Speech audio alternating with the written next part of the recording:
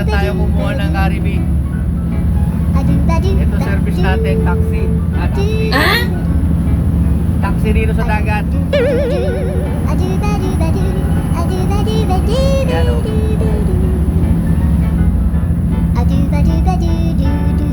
15 RPM lang tayo. At medyo hindi pa natin gaano gamay itong bangka. Medyo malaki.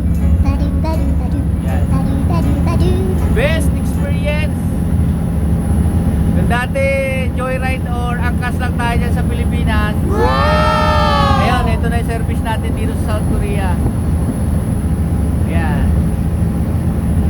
Meron pang pang video okay. Pang video okay pa oh. Yan. Swerte natin kahit paano nakakahawak tayo ng ganito kalaking bangka. Sa Pilipinas, mga hindi ko man lang sa panaginip, hindi ko man lang to inaasahan na mahahawakan itong manibela na to. Yan.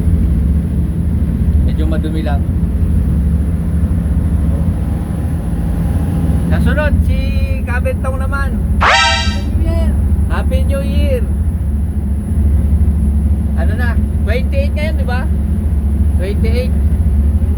Pero hindi uso rito yon. Christmas, nasa trabaho kami. New Year, malamang nasa trabaho pa rin. Panay trabaho lang, okay lang yun, basta may pera. Ayan yung tropa natin, yung bangka ng dalawang Pilipino din. Ayun, oh.